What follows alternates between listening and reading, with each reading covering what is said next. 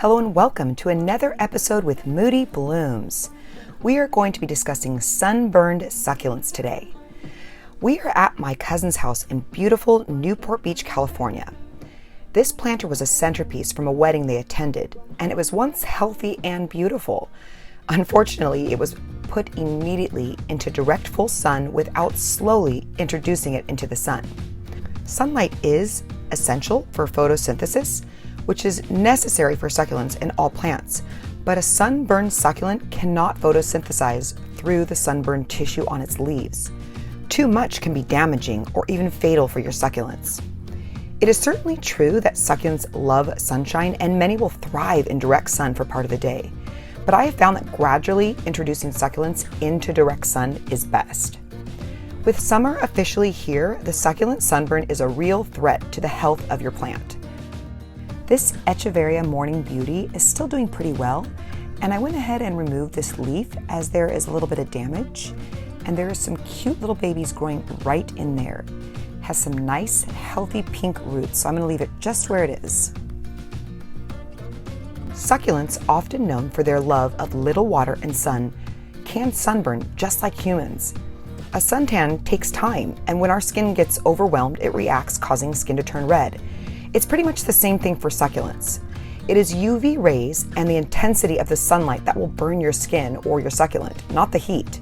However, the higher heat also leads to water loss and higher core temperatures for us both, which makes us both more susceptible to physical damage, including sunburn. You'll know when your succulents have sunburned when they have whitish or brown discoloration. White means it has a light sunburn. Brown means the sunburn is severe. If the plant gets to the brown scarring stage, then the damage is permanent and the plant will have to grow out of it in time. Again, prevention is the best defense with sunburn. If your succulent shows sign of sunburn, get it to a shady spot for 3 to 7 days and moisten the soil immediately if it's dry. The white marks should be less visible or gone completely before putting them out in direct sun. If the succulent has brown marks, the damage is severe. Don't throw the plant away.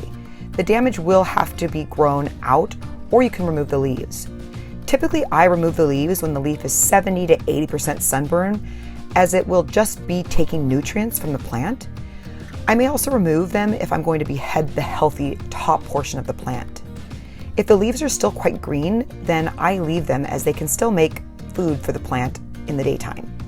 The damaged leaves won't typically heal once they develop the brown or black spots. In this particular plant, most of the newest leaves in the center do look healthy. Most of the scarred leaves have collapsed and are no longer able to either photosynthesize or to transmit moisture to nutrients. Some of the lower leaves that remain green may be capable of sustaining the plant while it produces new top growth. Proper watering for your succulents remains crucial in the heat of the summer. Do not be tempted to water your succulents before their soil dries out. But your succulents are more likely to go through water more quickly in the summer than in cooler months. Not only do they need moisture, the water will help cool their roots. Water your succulents in the cool of the morning or evening. That way you avoid the risk of applying sun-heated water, which can scald or even cook the roots. Plants grown in the ground will not suffer the heat at their roots as much as they do in the containers. In the ground, they're well insulated by the earth all around them. In pots, the container itself transmits the heat to small bits of soil within. There's nowhere for the heat to escape. So here are some tips to avoid sunburn. When you receive a new succulent, it is important to first gently acclimate your succulent to the sun. Baby step your succulent into its new life with sun. I like to start out with indirect sun for the first 1 to 2 weeks. Then I place my succulent in direct sun for 30 minutes to an hour every day during weeks 2 to 3. I then gradually increase time in the sun weekly until I learn what my succulents like. Keep in mind, not all succulents are the same. It's important to remember that some succulents don't like being in full sun all the time. Most succulents enjoy direct early morning sun and then shady indirect sunlight for the rest of the day. Where you decide to place your succulents in your home or garden is important for this reason. Some succulents, like agave and aloe, can tolerate full summer sun.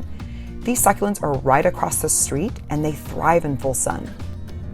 These Irish Rose Aeoniums are also doing very well in full sun. Just keep a watch on your collection. Thanks so much for joining us for another episode with Moody Blooms. I really appreciate you watching, and I love to read your comments and questions, and please let me know if I can help in any way. You can also follow us on Instagram at Moody Blooms CO and Facebook at Moody Blooms 123. Thanks again. We'll see you next time.